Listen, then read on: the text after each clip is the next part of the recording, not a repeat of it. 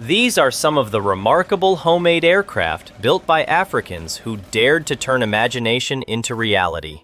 With little or no formal training, have used scrap metal, car engines, and salvaged materials to design their own flying machines. Though many of these aircraft not only look very crazy, but they have also struggled to achieve stable flight. However, their makers continue refining their designs, learning through trial and error. In western Uganda, Joseph Incaha prepared to test the homemade helicopter he had spent 5 years constructing from scrap metal. His fascination began long ago when he watched planes crossing the sky and wondered how they managed to stay aloft. One day, while repairing a fan, he noticed how the wind lifted it before hitting the ground, sparking the idea that would drive his ambition to build a flying machine of his own. With only a primary school education, Incaha relied on skills gained from repairing motorcycle engines in nearby villages to teach himself the mechanics of flight.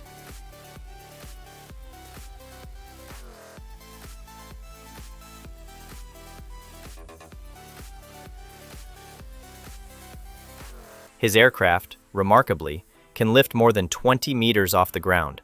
However, landing has proven far more difficult. During a test flight 2 years earlier, the helicopter took off successfully, but crashed as he tried to bring it down.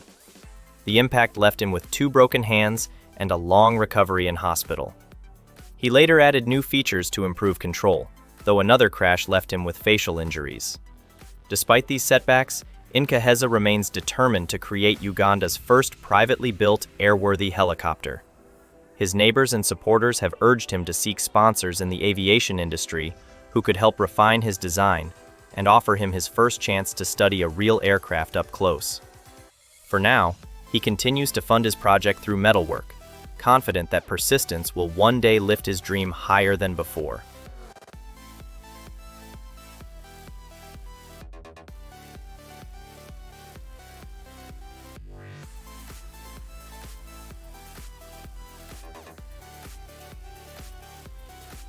In 2014, a group of science laboratory technology students from Mbara University in Uganda embarked on an ambitious project to build a helicopter using plastic materials and scrap metal.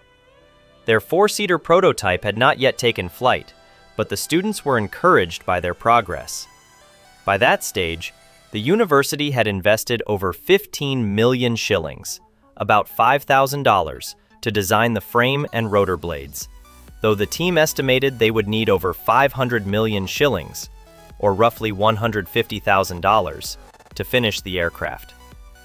One of the designers, Seth Okudu, explained that they were working on modifying a car engine to generate enough power for flight, using a system of gearboxes to regulate speed and efficiency. Despite their enthusiasm, the young engineers faced several setbacks, including slow financial support and discouragement from peers.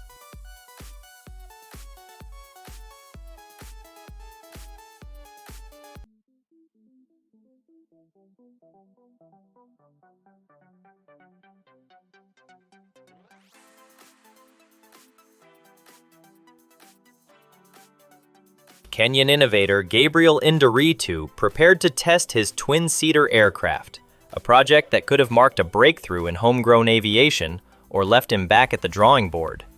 His first obstacle appeared right at his backyard. The plane was too large to fit into the truck he had hired for transport to Kangundo, the chosen test site. Luckily, the aircraft could be dismantled, though its frame still proved cumbersome. The remaining sections were loaded onto a separate pickup truck, and by 5 p.m., Indoritu led his convoy toward Kangundo, about 50 kilometers from Nairobi. With no formal airstrip available, he hoped to find a stretch of open ground suitable for takeoff. Darkness set in midway through the trip, forcing the team to postpone the trials until morning. Offloading and reassembling the plane was a slow and careful process, but once completed, they aligned it toward a tarmac road for testing.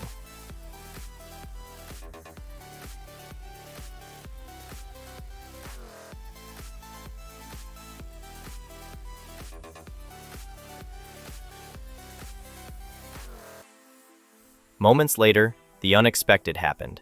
the aircraft collapsed. Despite the setback, Indoritu and his mechanics worked tirelessly to repair it. The self-taught builder, an IT specialist who had never sat in a real cockpit, persisted through the next 2 days. By Sunday, the team had done everything possible to get the Toyota NZE engine and chloride oxide battery-powered aircraft off the ground. As Indoritu put it, even lifting a few feet would mean meaningful progress. The following day, filled with determination, Gabriel and his team decided to give the aircraft the extra push they believed would help it lift off. A curious crowd gathered around, eager to witness what could be a defining moment in Kenya's aviation story. But just as the plane appeared ready to take flight, it veered off course and collapsed once more. The disappointment was heavy, yet Gabriel refused to be defeated. He vowed to return to the drawing board to improve the landing gear, convinced that the issue lay with the rear wheels, which struggled to support the 800-kilogram frame.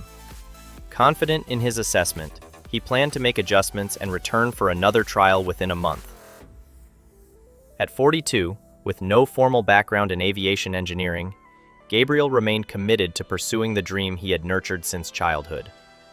Having already invested nearly $500,000 and a full year of work, he was determined that this setback would not be the end of his journey.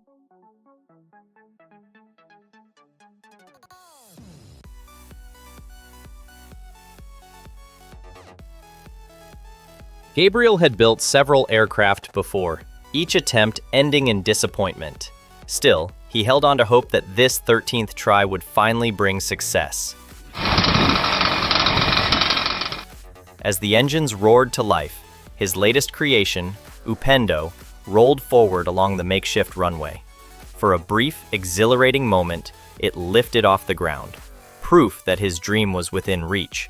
But only seconds later, Upendo lost balance and crashed back down, bringing another setback. Once again, Gabriel's hopes were tested, and this time, it seemed that 13 had not been a fortunate number after all.